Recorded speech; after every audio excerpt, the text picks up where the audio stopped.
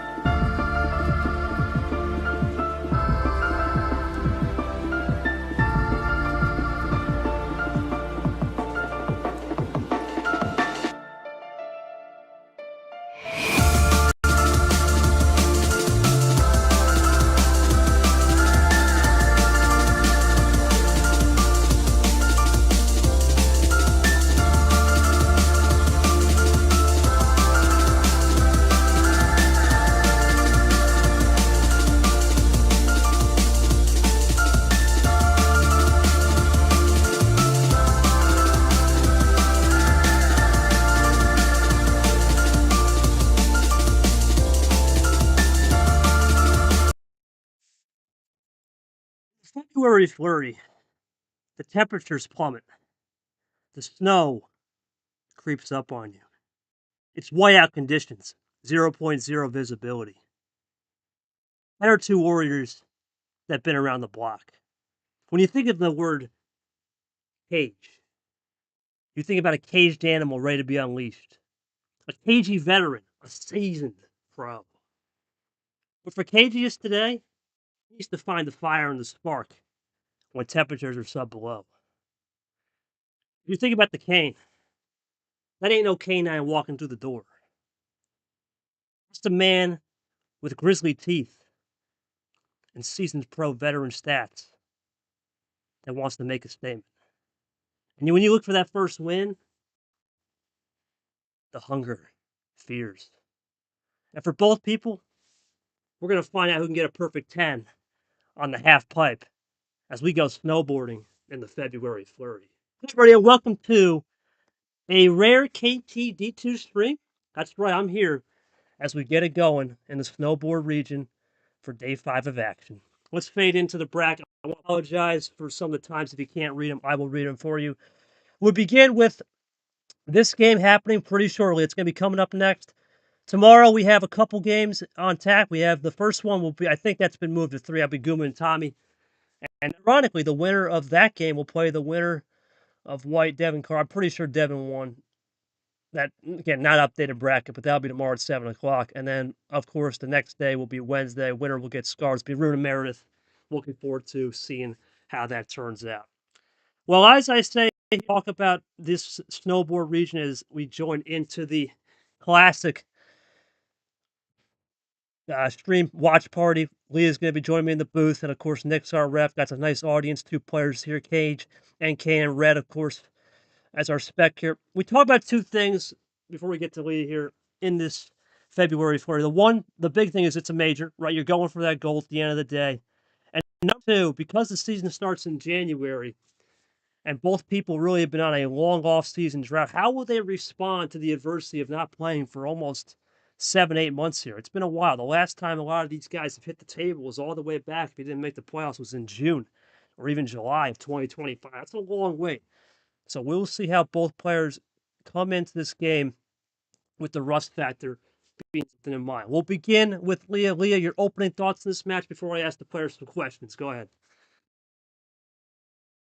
Yeah, absolutely. Thank you for having me here, KT. I think we're looking at one of the most interesting matches of the round for sure here. Cagiest obviously comes in looking at a favorable position, showed some more promise last year with his mid-season runs, has had some pretty good matches in Myths tournament recently, but at the same time, we've seen, frankly, an unprecedented number of upsets here in this February Flurry tournament this year already. It is by no means out of the question for Kane to, like so many low seeds before them, just go ahead and run away with this. It's really kind of up in the air, even as you look at the seed line, making it think it might be more unbalanced. So I'm very excited to see Like, will this go in line with past trends? Will we see another upset, or will Cagiest, with the extra experience, go ahead and win out here? So we appreciate those thoughts. Nick, if you want to drop any thoughts, obviously you've been around the block here, repping these matches already in the February Flurry. What have you seen? Anything you've seen from a third-party perspective? Anything you want to give us proper tips? Go ahead. You can type that out. Anyway, let's go to our two players. We'll start off with the home team, Mr. Cage. Nick Cage. Now, anyway, Cagiest, what's going on, brother? Listen, long off season. You've been playing some other tournaments. We know you've been playing mitts. Recently got back into it, of course, just getting your feet wet. You've been around the block. What makes today's game a little bit more different? We've been seeing a lot of upsets here.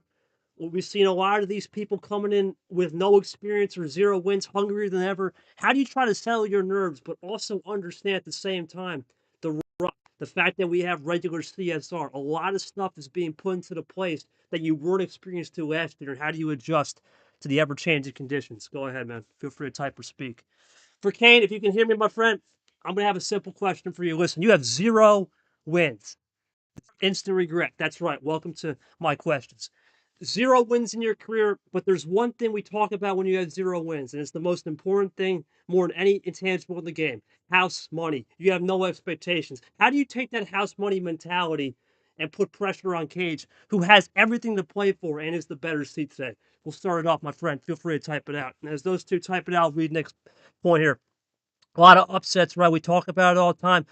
Fresh blood, new waves, right? We talk about, Kane might be the underdog and have 0 wins, but guess what? It's 0. You can have 25 wins in the past. New season, it starts off with 0-0. I'm going to go back to Leah here real quick as these two Warriors hold on a second. I already forgotten the question, so I'll just pull out of the the question is, man, just how do you try to adapt and encapsulate the intangibles of knowing that we have new rules, right? There's no MCSR, it's all CSR. You can't pick certain card starts you haven't played. What did you do in the off season to get trained? Just simple things. You can just simple things on that with the questions. Hey, I pretty much just asked house money. But Leah, back to this. I think that's the most important thing today. It's 0-0. At the end of the day, what you did last year is in the past. It's only can give you maybe some reps that you may have an experienced late game situation. Hold that thought. Let's go over to Kane. Actually, no, wait, go ahead. You can go read that. Uh, Go ahead and read yeah, Kane's thoughts. Go ahead. I got you. Yeah, as Kane said, honestly, I got nothing to lose at this, everything to win. Stepped away after losing my third attempt to win better myself and practice my skills and my mindset. Despite the intimidation of more of a seasoned player at the table, I'm not going to let it deter me this time. And that's kind of the best possible mindset you can have going into this as a 0 win, low seed player. Just don't let it get you down. To piggyback off of what Nick said, that fresh slate is really doing a lot of heavy lifting here. You never know what's going to happen because so many of the big dogs from D2 last year have already moved up to D1. We've seen so many other high seeds get taken out of the first round. There's really no way to call it. So I think Kane has a very good mindset here. Yeah, Kane definitely. My guy didn't repeat card starts. There you go. Well, believe me, man. It's you're prepared for when you ever get if you ever get D1, you're prepared. We've been always doing that for the most part, but now it's a little bit different. But yeah, it'll be interesting. Intangibles are going to be key. How the rust patch will be key. We're learning on the fly. We got new custom cards, something we've never seen down here. Now new custom cards awaits us as well. We'll see all your favorite players. I'll learn as we go as well. Looking forward to it. Got Leah in the booth. Nick's our ref. Let's get to it. Cage is ready. Kane's ready. Let's unleash the puppies. Let's get it going. All right, before we begin, as usual, it's time for those most famous words. Cage, it's your boy KT.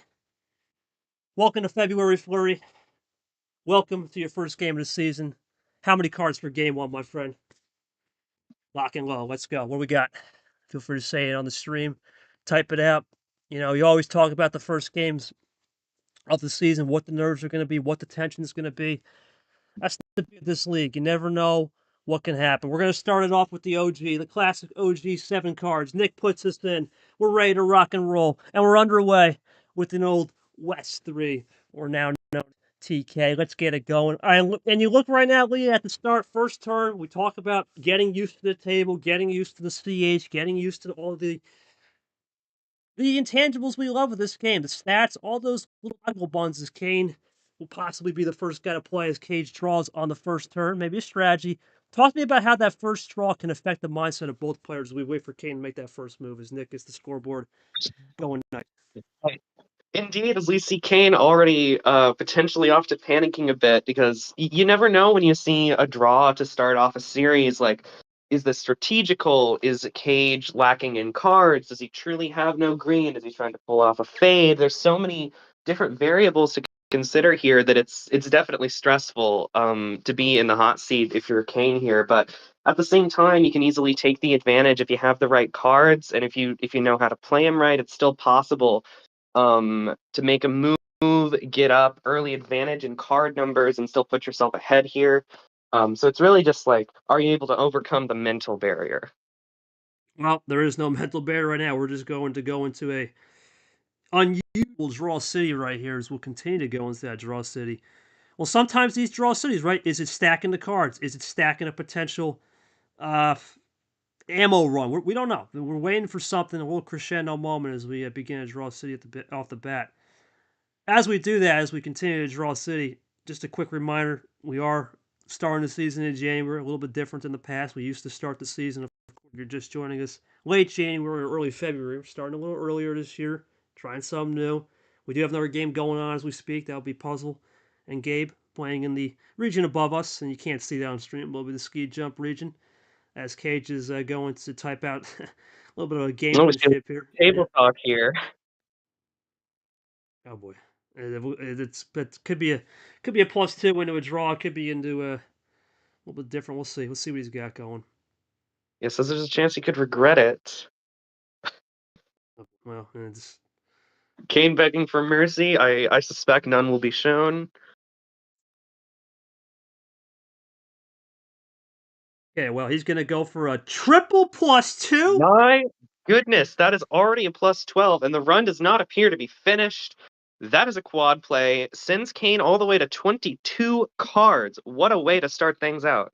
Remember, we did change the rule in the offseason. 25 is now the limit. We're gonna stick with that. We'll keep that in mind. But he still can draw if he wants. But the point here, now with 22 cards, you've now sent the hammer, pretty much the shadow hammer, as I like to say on Kane. He'll have plenty of options to get out of this. We'll see what his first official move is, as he's only been drawn ever since. Here he goes. He'll go for a classic, play it cool, test it out to that Cocoa Blue Combo 8. Here comes, oh, Cajun Debris, and he's already firing on all cylinders, Leah, going aggressive. Indeed. I mean, it seems like this draw city was very favorable towards Cage, potentially gave him a lot of that ammo with those +2s into that wild. I mean, it looks like this went as about as well as it possibly could have for him, but of course the question you have to ask is What?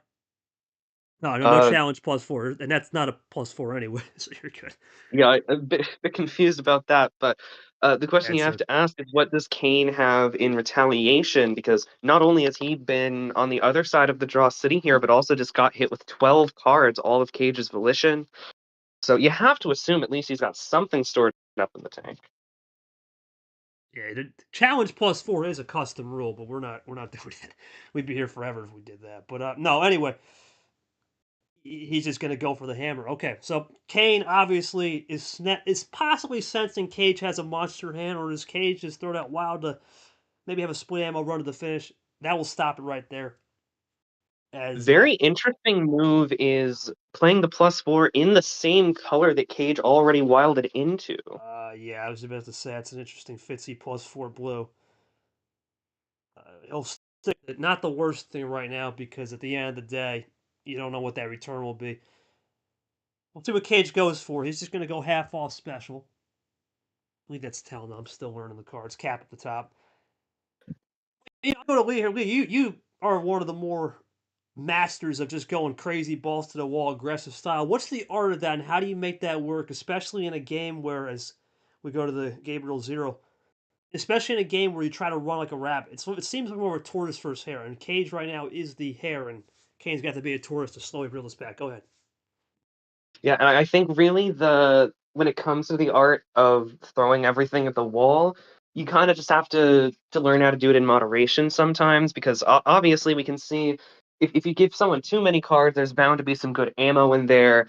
And I think if you're playing as Cage here, I'd be worried because Kane is most likely saving up some heavier ammo alongside that +4 to potentially just kind of slowly whittle away at Cage's lead. Calling the little Babe Ruth action, calling a shot. What do you got? What do we got here? Oh, not worried at all. Oh goodness, what do we see here? What I am worried about is what though? We'll find out what he is. Is Kane gonna go back to blue, which was the Oh wild? geez. That's I interesting. We might be looking at a 6-card run here, KT. I would not be surprised if this is a finish with the way Cage is talking it up. We'll see how it goes here. It's obviously been a monster start for Cage, especially since he had that trips +2. 616 on the scoreboard. As he goes for the trip skip with a little reverse to start off there, possibly trip skip, reverse double. That's Ryder, Odin, and then a double split there between Jordy and Cage himself. There's his green split duo card. Can he finish it off? Triple play, looking for the win for a double. Let's see. Can he do a double trip? Loads up. Look Indeed, for it. I think that's most likely what we're going to see here. And there it is with a double Oh my +4 to finish it all goodness. out. That is just, I mean, what a monster hand. Yeah, into the white Fitzy and then finishes it off with the Nova up top.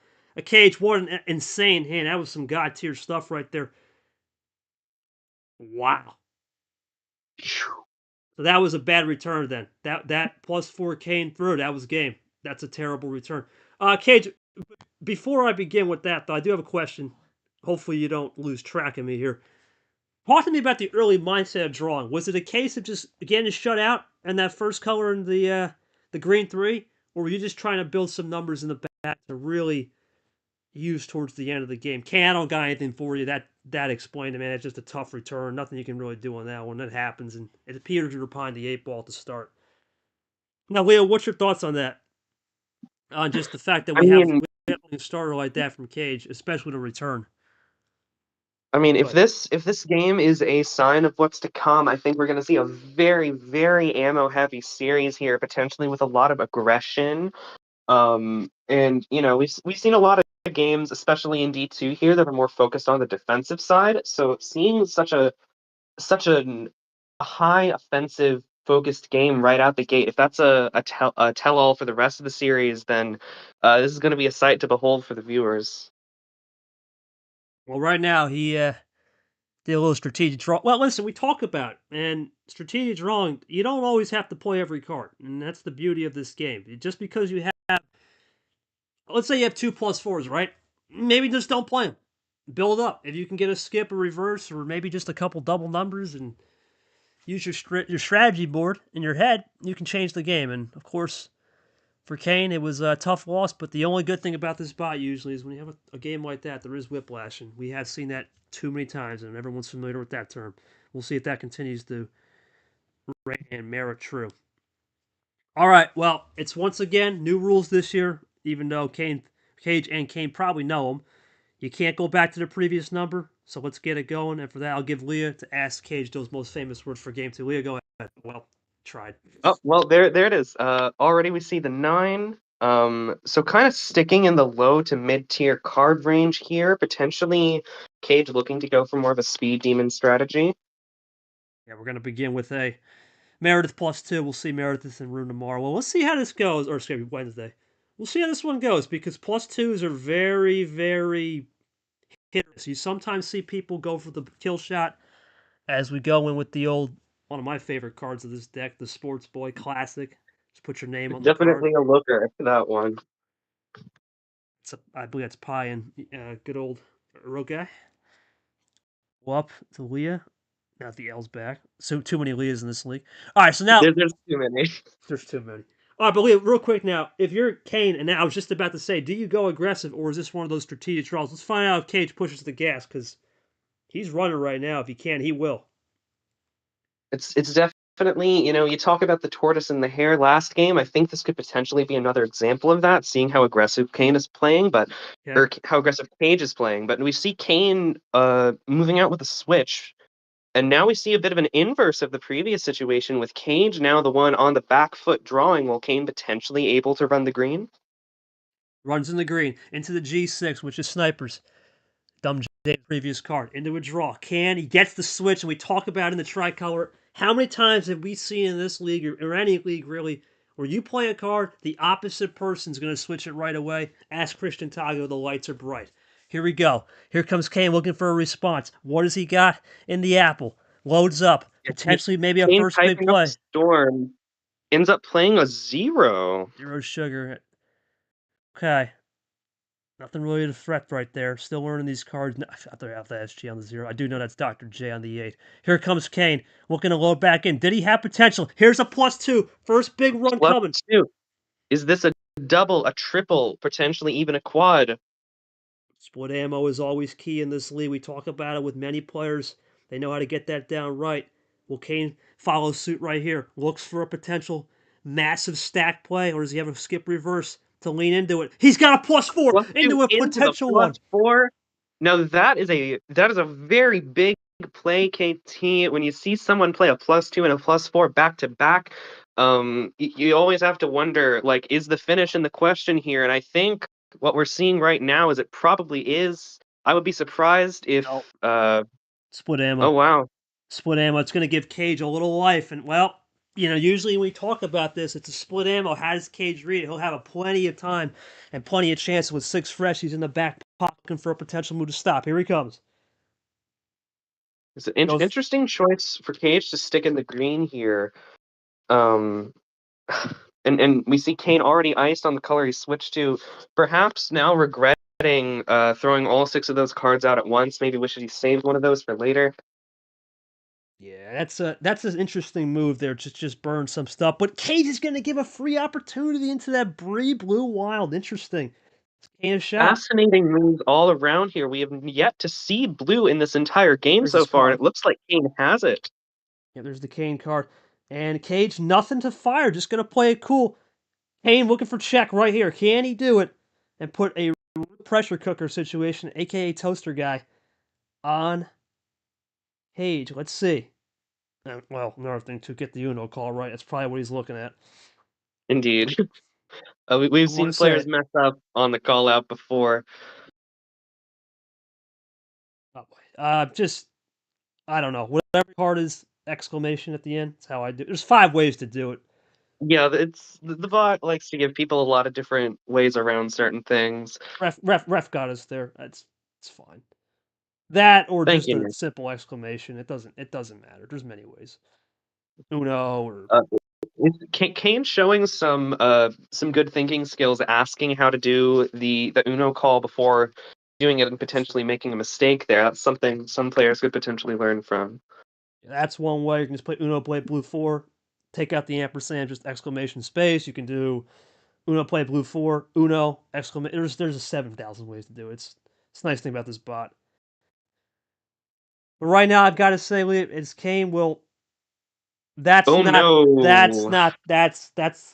have worked for sure if that was power play, but that is not how you do it. That is a mistake that we've seen some other players make before as well, is mistaking the characteristics of the wild for the +4. Indeed, a wild is just a solo card, and unless you have that power play and intend to use it, you cannot, in fact, stack a second card on top of it. Kane kind of unintentionally giving away his game here. Yeah, it's one of those situations where, in that case, if you're Cage now, you just have to figure out a way to switch the color because you know the last card, or at this rate, just stop it with a +2 or +4. And there we go. And that's a huge run.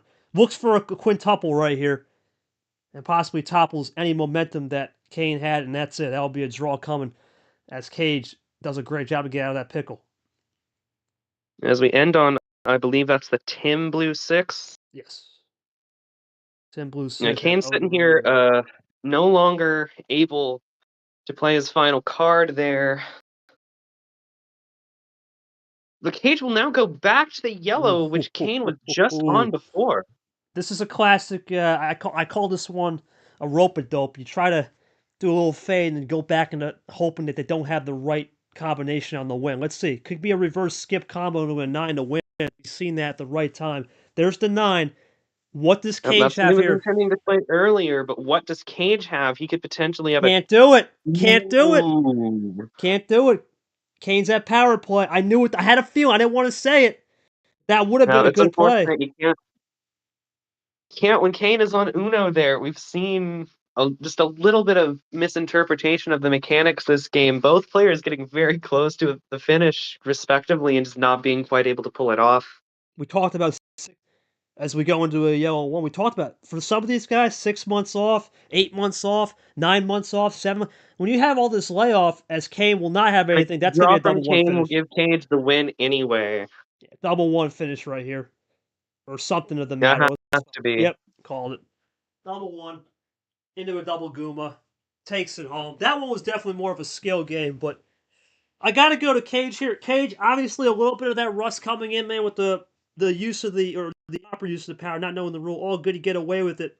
Was that return good though? Would you say that return when he absolutely destroyed you with the +6? Did you get enough of that reverse skip meta to find a little bit more rhythm towards the end of that game?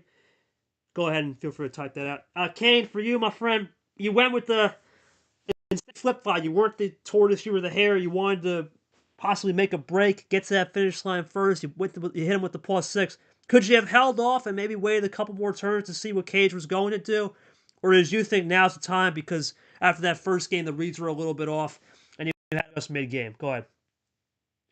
Hand was insane before it, and then it got too wild. RN Jesus likes me today. Yeah, I'd say you called the heavens right there because your name's Cage for a reason and you're unlocked into potential. I possibly could have, but I had. Okay, so you went for you saw the gap and you got to go for it. Okay, gotcha on that one. Oh, that's what we talk about, Leah. It's the tortoise versus the hare. Sometimes when you see the gap, it's like a carrot dangling in front of you. You see that carrot, you want to get that carrot, but sometimes to get the carrot, you gotta take 2 steps back to move 5 steps forward. Talk to me about just the art of patience and knowing when to pull back and then just move at the right time, especially in Kane's situation, as he'll have to tap to a 2-0 hole right here.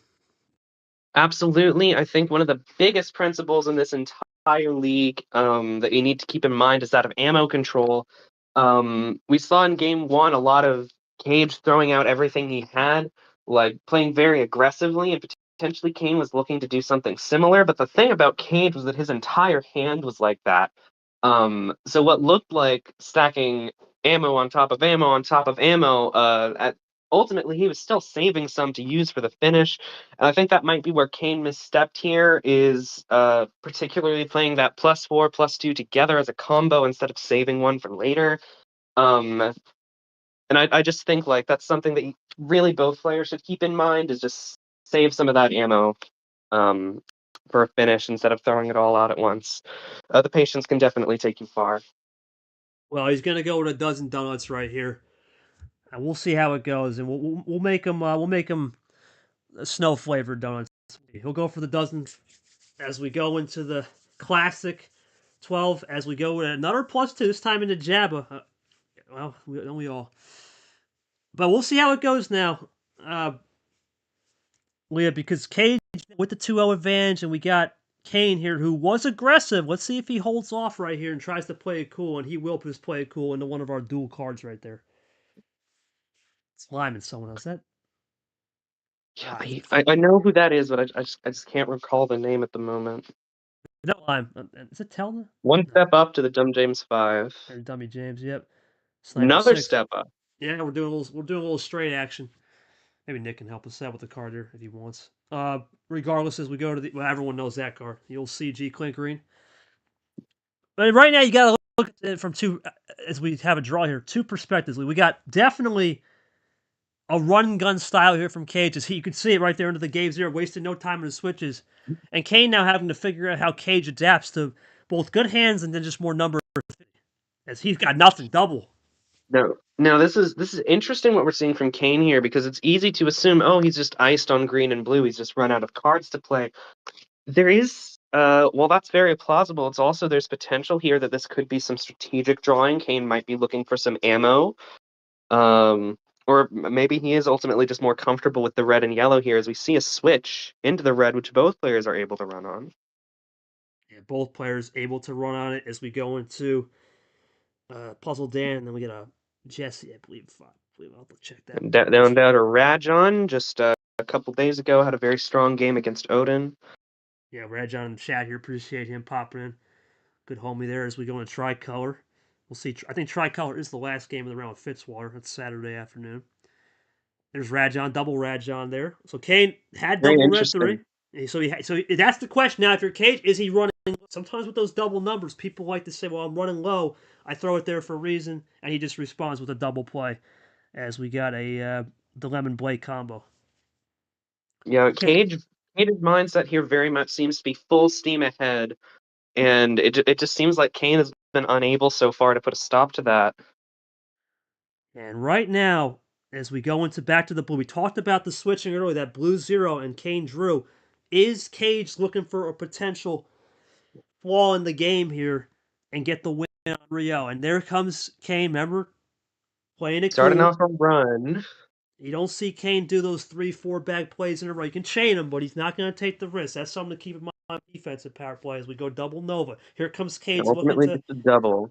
looking to potentially close this down to a toaster situation or finish it off on a split ammo triple. Here he comes loading up, looking for that play. Can he get it done to get this to 3-0? Kane, nothing to do. It's a double It is play. a double down to check. Into foils, but no power play. So that's something to keep in mind. Is he fading the power play? Kane's going to have to adjust. Will he throw the +2 or +4 to stop it right here? Here comes Kane looking for a move to get this game into a 2-1 situation. He'll go for the draw. Indeed. Is it a win right here now for Kane? Does he have it? No. My goodness, what an excellent read by Kane potentially. I mean, we don't know if he had something to play and elected to draw instead. We don't know if it was strategic. But definitely seemed to be the right move as Cage clearly did not have the power play finish to end off that hand. Well, we've seen it before. He finished on those double yellow ones earlier in the game. Does he have more on magic? No, it's another draw. Now it's just top deckly. It's just who will get that magic, maybe a +2 or +. Power play from Kane at 7 cards. I don't mean, know I if have that to was. assume this is defensive. I don't know about that. That might have been a typo. Well, is that a typo? That I've seen people do that, to be honest. Yeah, I know it. I know it. I've seen people do that before. And that's the That's downside with this unfortunate. bot. If you just this bot's great, but there is one thing about this bot you gotta understand. If you just mess up one time, you put that. Oh boy, yeah, it's starting to Oh, unravel geez, now. this Oh is jeez, a yeah, kind of it's a mess, unfortunately. yeah, you gotta be careful with the commands. Yeah, it's well, that could work. That you could be okay if it's a blue 2, red 2, but if not, then Yeah, that's unfortunately, this is just a typo. I don't think there's any way to justify this. So, no, that's just a tough power. You get to go again, but that's a tough power play. yeah, it's going to be real difficult for Kane to dig himself out of this hole now. Yeah, Cage now he pretty much can just sit back and relax now, knowing up 2-0 power play. Well, really that was an extended draw city. That was just a typo city. Really, to be honest. Returning to the Tim 6 here, I mean, there is still potential for Kane to clutch this one out as Cage seems to be iced on the blue now. Slowly making up that card differential, slowly but surely. Well, Now Kane's going switching into aggressive now. yellow. Yeah, he's going to go aggressive into the 6-6 combo, as I call it. You see a ditto on the 6 there. The first we've seen of yellow so far this game. One step up. Step into the old Devon 7. See if Cage can find heaven later in the game as we go to a draw. If Kane gets a play here, he ties up the card differential. I mean, despite the typo, this could still work out. Yeah, and as we go into a red, we talked about it all game. What's he been the number one thing about? Aggression. Color switches, ammo early, whatever it's been, every answer, he's found a way to keep switching and keeping Kane on his toes. Let's see if Kane's got a response in red. Possibly. Oh, boy. Interesting. He's got that red deuce. Yeah, I was just about to say, that's not the worst play, because at least you get that out of the system now. Saw that earlier with the misplayed power play there. Cage now iced on a third color. Kane still able to run, yes or no? Oh, Switching to aggressive. the green. And that means we've seen all 4 colors in these past 4 turns, like just in the span of under a minute, really. We've gone across the rainbow here. We'll double it up there. Can Kane now with the aggressive switch and put pressure on Cage. Here he comes, looking to potentially get himself in a check situation. He's got his chance right here. Cage ice yet again. Kane up by 3 cards. Can he pull this off on the green? Switches it into the yellow 3, into the Sports Boy 3. Now Cage, does he have a response on yellow? He's been circling every color, not throwing much ammo. Is this going to continue? Here he comes. Cage looking for a potential all stop. we have to wonder, of course, is we have not seen a +2 since the very beginning of the game, not seen a single Wild War +4. Going back to the old reliable stop with the green skip, trying to prevent any number of fish, and going to work. Cage Great play looking from Cage. to draw city here, and he will get it. Can he get out of it here? As he goes for a split card. Yeah, that's your split. That's your old duo card. He gets out of it though with a top deck G1.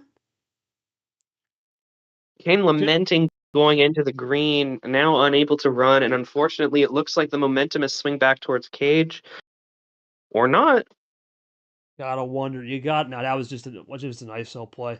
You just gotta wonder though if you're Kane right there, if you had that power, if it was double 3, as we're going back into red now, into the red 1. Could that have been game? Something to keep in mind. Is Cage still juiced?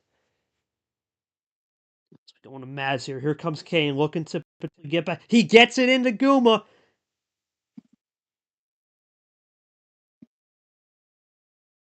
I didn't want to say anything. Didn't want to say it. Yeah. Kane slowly figuring out the Uno calling mechanics. Cage not fast enough on the buzzer to call him out. Yeah, gotta get it in. That's the key in this game, man. Gotta get anything can happen, but you can get that in. You can be a real percentage here. And that's it. That's all Cage has. So is it game for Kane? Didn't like the red, wasn't a fan of the green. It's gotta be yellow or blue. You gotta think. Kane for the win to get this to 2-1. +2 and finish. Kane pulled it off. Was that a? Yeah, I think it was a book game, right? I'm pretty sure we started on a +2. Did we? Yeah, we certainly did. That was the only 2 +2s we saw this game, were the very first and very last cards. Yeah, very rare to have a book game +2 with Jabba in the Meredith right there for a book game. Kane, you had to win that game. I had a feeling that was a miscue on the power play. We have seen that a lot in practice where people will just type in Uno play, power play, and that Nick, you got any winning lottery numbers that was calculated? Anyway, all joking aside, yeah, I knew it was a misplay. But forget the misplay. Trying to get back in the rhythm there. What was the key there? Do you think it was just? Do you really think it was just a case of the red efficiency, where you almost wanted to juice the reds, try to get into more of a draw city for both, or do you feel just playing color efficiency with that blue draw city gave you the numbers to direct the finish towards the end? Go ahead. Okay, it's tough loss there, but you kind of won in a way a moral victory. You now have the control of the power play whenever you want it. You got a lot of control of this series still. How do you try to chalk that up? And did you see any strategy that maybe he applied on the numbers that you can apply for your next game here, as they'll be start again before we get to your home starting game 5? And Leah, right now, as we wait for Kane to answer those questions, I'm seeing a lot of interesting gameplay for both. It seems that both players were a lot more dialed in compared to the first two. They seem to finally figure out their bearings, their sea legs, or I guess their straps on the snowboard. Now we're starting to get into the second half of the snowboard competition. Both of these players, you have to say, are averaging about a 5.5 on the old judges table. Where do you think they're going to try to do to get a 10 rare and get a perfect 10 and impress those judges and get on to the next round? What's your thoughts on both, and Kane's adversity there, his adversity and resiliency to win that game? Go ahead. Yeah, indeed. It's definitely an interesting situation here. I think definitely it's easy for Kane to be down on himself for the misplayed power play, but redeeming himself a bit in a way by taking home that win. Now he has the momentum on his side as he maintains the card star choosing arrow here in his home territory. But if we're talking about how these players need to refine their games, get that 10-10-10 across the board and actually, in this series on a better place than where it started, I think it's really just getting comfortable with the strategies they've already been using, trimming the fat, just taking what they already have, distilling it down into the core principles and cutting out those mistakes. And I think we'll have a very interesting second half of the series here. Both players now have gotten the old bearings underneath them. It's looking good for both, especially after that real interesting delay there from Kane on the power play with the misplay. Got the win, and he'll get one more home star. Kane, your call, boss. No 12, no dozen donuts. Everything else is free game. What are we thinking here? Now, Kane will figure out a strategy on what he wants as we go to Crazy Eights here. Very interesting. Returning down to that low-mid territory where Cage won the first 2 games. We'll start it off with that Cage card I call Cage Jordy, one of those duo cards. But we'll see how it goes now. You Crazy Eight, you gotta do it the old Crazy Eight style right there. I think the key here now for Leah, for both these players, is the fact that we are going from an upper tier start into a lower tier as we have a draw here from Cage early, looking to potentially get something off that draw as Cage will run into the Sniper 6, is trying to build number efficiency. When you have lower cards, number efficiency comes more into play compared to 15 where you're just going all over the board. Yeah, indeed, we might potentially see a low ammo game here, but as long as both players play their cards well, this could still be very interesting. And we see sort of a weird back and forth scenario where one player will play, another will draw, and then it'll reverse. It seems like finally we might be back on track as we go from a Dan 7 into a Ninja Jack 7, now into the blue. Yeah, into the B4, into the BA, doubling up right there. And right now, once again, Dolly, what's been the story in this mid-tier games is, again, Kane is running low on colors and Cage has been running. Let's see if that continues. He does into Kane's own card. A little bit of a flex right there from Cage. Here comes Kane. Can he get it back to a switch? Let's see. Talked about he will. Into the Maz. Cage looking for some more. He'll go upper tier into the numbers and the scars. But once again, you still got to say, Leah, Kane has to figure something out as we go double ditto on the scars because Cage has lower numbers on the board and a power play whenever he wants it. And that's a heat check right there. Heat check time for Cage into the Yellow Wild.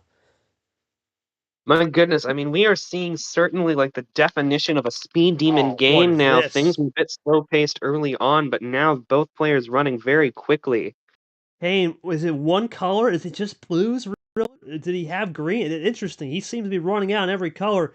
This could be music to Cage's ears for a finish. Does he have a triple to get us to the 3-1 and be one step closer to that perfect 10 from the judges? He does. Indeed, he does. How about that? He goes into a Meredith, I think it's Labby 6 combo. Man got that wrong. Either way, big win for Cage. Cage, I think that's pretty much your classic plan. Numero uno, plan 1, plan A, whatever you like to call a game. Talk to me about just running through that one, because I don't really have much. What'd you get on that one draw, though? You did get one draw. What'd you get? Anything good on that one draw? I don't got anything for K, man. It's just a tough loss. I mean, it really does seem like that game 3 was just a bump in the road for Cage as he regains his footing very quickly here, speeds to a 3rd win, and takes us to match point. That's the thing, right? We talk about this, Leah. When you go to that lower mid-tier pack, especially from an upper tier starting 12, and you drop it down to 8, you got to think your opponent is really dicing it up on that 7 through 9 combo the entire game. So going down to that level to 8, sometimes it can be a risk of just not knowing the reads. And right there, yeah, Kane will have to figure out an adjustment because Cage has all the momentum. Before we get to this game, I'm going to ask Cage. Cage, obviously, it's now close it out style, right? It's the closing time, as we call it. Try to close it out. How do you try to stay locked in knowing that, listen, we've seen 3-1 comebacks. We've seen people get up 3-0 even, and we have reverse sweeps. But this one, you want to prevent the gentleman reverse sweep. How do you try to stay locked in for this game? And for you, Kane, last question here. You're down 3-1. Now you have ultimate house money. No one's expecting you to win. 0 wins in your career. What do you got to do to encapsulate the moment, especially in a case where you've had some heartbreaking losses on the mid-tier? Talk me through it. I want to thank some viewers that came in. I want to shout them out before we get to this next game. I want to shout my boy out, Andy. Of course, he's got school off today. Got Red here. Nor just joined the server. I look. My boy Radjan. We got a lot of people in here. Appreciate you guys joining. All right, back to you, Leah. What does Kane got to do to make this a series, and how does Cage close it out? 2 quick tips before we begin. Go ahead. Yeah, I mean, this is truly just do or die for Kane at this point. We've seen players at this 3-1 position before who've been able to clinch it, others who have just not been able to overcome the pressure here. But it's definitely an uphill battle for Kane as we see pretty much everything going in Cage's favor. He truly does have the momentum, winning the last game, now getting to call the start at match point, and not only that, but having the power play where Kane has spent it. I mean, it is the definition of an uphill climb if I've ever seen one, but as long as Kane maintains his composure, gets decent enough card luck, and is able to play his hand well, it's not over. It truly is not over until that final card is played. So I am very interested to see if he will be able to pull it off, as Cage declares a 10-card start. All right, we're gonna go for that split play. I mean, if I'm Cage, you've been hot all game on this package. Great call. That's a great call. As we'll begin with the old yellow 5. I think that's a great call. Oh, yeah, you know, you've been hot on this package all game. You're basically telling to the fans here in the Kane, figure me out on this more mid-tier package. And if you can get it done on the 7 to 10, great. We'll move on. It's going to be a interesting deception now for Kane if he can try to get something going. Here he goes, first card. He's been drawing a lot on this first turn. Not this time. He'll play a card. We're tied up at 9. And I think what we're going to sense here is Kane finally, like, really looking at this, looking at the way he's lost these past few games. He's really going to try to um, try to channel his skills here, just keep all of his focus on the game and just run it down to the best of his ability. Cage, it's been the story all game and all series. Switching like a sailor. Balls to the wall, aggression out the roof. He'll go into the blue 4. Can Kane adjust? Does he go for a potential trips 4 into another color? That would be a cut. And there's the read. I still got it. My goodness. I mean, Kane finally really showing his aggressive side here, something we haven't really seen from him since game 2. Oh, but Cage will undercut with a wild right back into blue. The classic crossover back to blue. And Kane has something prepared. Interesting. We see the Odin skip starting out a run. What else does he have in the tank? You know what? That's a typo. But that's a good play. Because that's an old fade to get back, and that's going to put Kane a little bit of a red alert because he's got to carefully choose the right number or he can get right back to red. That's something to keep in mind. Or just do that. That will stop that train. +2 into an 8. No, and Cage is on very the doorstep. Interesting, though. And the only potential downside to that is it does give Kane 2 freshies. We never know what that's going to be, but it looks like it's probably not a blue. Is this game from Cage? He has the power play. Does he set it up? No, he's going to play Draw City. Okay. Fascinating that we see him now, like, looking potentially for even more ammo here. I mean, maybe he doesn't have a clear path to the finish after all. Into the red deuce we begin. Into that switching that into the lemon. Cage has been the master of just getting aggressive, but the only difference here is, does Kane have something up in the red? He does for now. Cage looking to get this into power play territory. Can he get to 3? He'll go for aggressive into green, double switch. Tricolor into snipers. Does Kane have any ammo on green or anything at all? I mean, is he... Here we go. What is he saving here? It's a reverse. Is this another double play, or is it something more? Into the Tommy reverse. Here comes Kane, looking to potentially get this back to red if he can with the reverse skip meta. But he'll get the 0 sugar into the Clint green. Kane goes for the move, but can Cage close it out with a power play, right? Called it on the dot. That's the series. Light the candle. Here he comes. Just got to get the type in right, and he's going to move on. Into the G9. We'll close it out. That's number efficiency if I've ever seen one, or a double finish with a +2. Let's see. What do we have here to close out this series as Lavina shows up for their own card?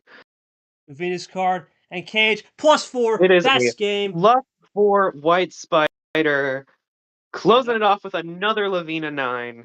There it is. Number of fish out the wazoo. Gets it done. And congratulations to Cage. He gets the job done. Cage, obviously, man, that game, that was probably more of a game of just being patient, maybe using the Draw City. Talk to me through that last game. When was the right time to use the power play? Because you did technically get a little bit, not too much, a little bit razzled when he went back to that blue wild, or that when you went to the blue wild and he had But how did you navigate the storm right there and get yourself a perfect 10 for the judges at the old scoreboard table?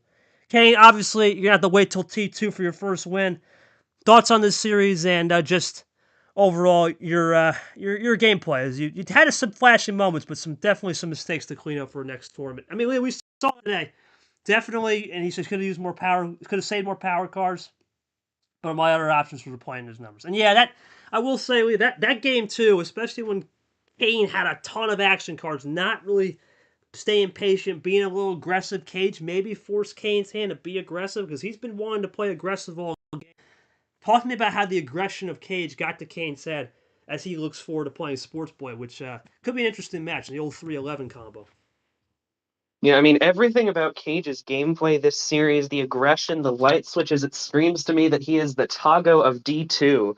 I mean, what an interesting way to play, just maximizing this offensive style.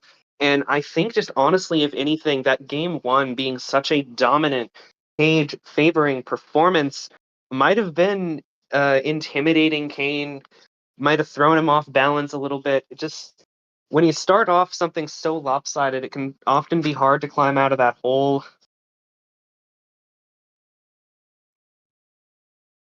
I think it's just that literally had no cards in my favor except that one round. Sometimes we always talk about this league, man. Ammo control, ammo saving is key. We talk about just knowing to use your tools. The way this is set up with the rust as well, you almost wonder if that comes into play. Cage, real quick before we go, man. Thoughts on Sports Boy 57? Because I was doing some homework before this game. That was a ridiculous game between Sports Boy and Dan.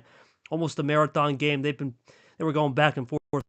How do you keep the momentum up as you move on to the second round? Go ahead. And, Lee, I think we talk about this, so I actually will go into that bracket if you can see it on screen. This region's interesting. You still have the 1C white still to go. We have no idea what Rune and Meredith will do. That'll be interesting. Rune, we know, is a league veteran. Guma Tommy will be interesting. A lot of opportunity, especially if that 1C does go down. We've seen a lot of the 1Cs crack under pressure. How do you think Snowboard Region is looking as everyone's starting to hit the half pipe and starting to get perfect 10s in round one? But it's one thing to do it in round one. It's a different animal to do it in round two. Talk me through it. Yeah, indeed. I mean, it's going to be fascinating to keep up with the rest of this tourney. For a while, it was just upset city all over the place this round. But we've seen more and more games like with Rajon, with Scars, with Marcus, and now here with Cade, where ultimately the home seed does win out. So I think we're starting to see a momentum shift midway through this round in favor of those more experienced players taking the crown. Of course, that does not rule out some of those rookies, some of those lower seeded players still managing to pull off their upsets, but it really is just an all over the place, like battle royale, chaotic brawl type of situation where anyone can win. So I think like the rest of this tourney is going to be one for the ages for sure. All right, and we'll go back into the scene right here as we got Cage saying who? Throws up the old shrug. I never met the guy. Well, that one turns out. In terms of momentum, every set's a new set for me. I'm not going to get myself confident or cocky. Just got to be blessed with the RNG, man. Listen, that's how it goes sometimes, right? Sometimes you get that RNGesus and you can really make it happen and the heavens fall your way. But I will say in this game, though, a little bit different because that game, too, definitely was interesting. The fact that Kane had a lot of the RNG and it was just timing for sure. But the first set of the games, really, you started to get the control with the light switch and it'll be interesting. All right, I don't have the schedule, but I'm going to read it off before I let the fans go. We got Gabe and Dan playing right now. We'll see. What's the score of that? Is that someone give me the score on that update before we head out? I'll definitely 3-3. Thank you. So that's a Game 7 moment right there.